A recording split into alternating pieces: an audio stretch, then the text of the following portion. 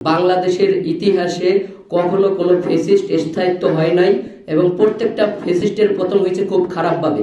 তাই ফয়েজ তৈয়ব সাহেবকে বলতেছি, আপনি যে আমাদের ব্যবসায়ের উপরে 20 লক্ষ পরিবার এই ব্যবসার উপরে ডিপেন্ডেবল, তাদেরকে আপনারা যেভাবে আঘাত করতেছেন, এই 20 লক্ষ মানুষ যখন এক কাতারে দাঁড়াবে, এক জায়গায় রাস্তায় নামবে, তখন আপনার প্রশাসন আমাদের কিছু করতে পারবে না। হাসিনার মতন আপনারও কিন্তু অবস্থা হবে। নিজেদের পুঁজি খাটিয়ে লোন করে ব্যবসা করে তাদেরকে মিথ্যা এবং এই হয়রানি মামলা দিয়ে তাদেরকে যে গ্রেপ্তার রেখেছে, এই গ্রেপ্তারের তীব্র প্রতিবাদ জানাচ্ছি এবং এইটাও আমরা সতর্ক করে দিচ্ছি, যদি তাদেরকে ছেড়ে দেওয়া না হয় আমরা তীব্র থেকে তীব্র আন্দোলন গড়ে তুলব ইনশাআল্লাহ।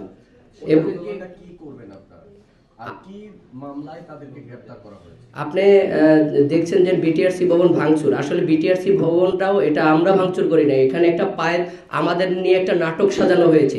আমাদের যে লোকগুলো গেছিল, আমাদের কিছু সংখ্যক লোক বিটিআরসি ভবনের ভিতরে ছিল, আর বাইরে যারা ভাঙচুর করেছে আমাদের লোক ভাঙচুর করে নাই, এখানে তাদের কিছু সাজানো লোক ভাঙচুর শুরু করার পর আমাদেরও দুই একজন উৎসাহ হয়ে আমাদের দুই একজন ইট পাটকেল শুরু করে, এখান থেকেই তাদেরকে গ্রেপ্তার করা হয়।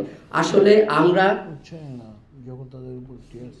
যখন টিয়ার সেল মারা হয় এবং আঘাত করা হয়, তখন আসলে আমাদের এই দেখছেন যে আপনারা যে আমাদের উপরে যে একটা মামলা চাপিয়ে দেওয়া হয়েছে এবং আমাদের 500 থেকে 600 জনের নামে আসামি করা হয়েছে। আসলে কি ওইখানে 500-600 মানুষ উপস্থিত ছিল? সেটা তো আপনারা মিডিয়ারা দেখতেই পাচ্ছেন, ওখানে 1-150 উপরে মানুষ ছিল না। তো এই যে একটা ফেসিস্ট কায়দায়, ফেসিস্ট শাসক যে আওয়ামী লীগের যে কায়দায় আমাদের নামে এরকম নির্যাতন নিপীড়ন চলতেছে, আমাদের ব্যবসায়ীর উপরে নির্যাতন নিপীড়ন চলতেছে, আপনাদের এইটুকু বলে দিচ্ছি যে বাংলাদেশের ইতিহাসে কখনো কোনো ফ্যাসিস্ট স্থায়িত্ব হয় নাই এবং প্রত্যেকটা ফ্যাসিস্টের পতন হয়েছে খুব খারাপভাবে। তাই ফয়েজ তৈয়ব সাহেবকে বলতেছি, আপনি যে আমাদের ব্যবসায়ের উপরে 20 লক্ষ পরিবার এই ব্যবসার উপরে ডিপেন্ডেবল, তাদেরকে আপনারা যেভাবে আঘাত করতেছেন, এই 20 লক্ষ মানুষ যখন এক কাতারে দাঁড়াবে, এক জায়গায় রাস্তায় নামবে, তখন আপনার প্রশাসন আমাদের কিছু করতে পারবে না। হাসিনার মতন আপনারও কিন্তু অবস্থা হবে।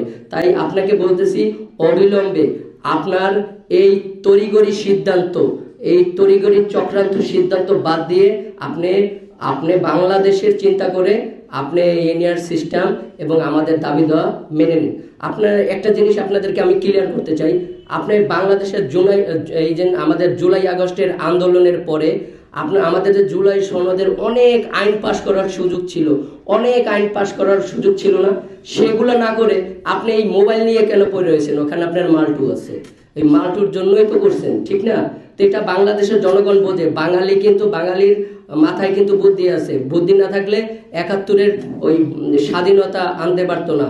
হ্যাঁ, আপনার ওই যে স্বৈরাচার এরশাদের পতন করতে পারতো না, 17 বছর যুদ্ধ করে ওই স্বৈরাচার হাসিনাকে বিদায় করতে পারতো না।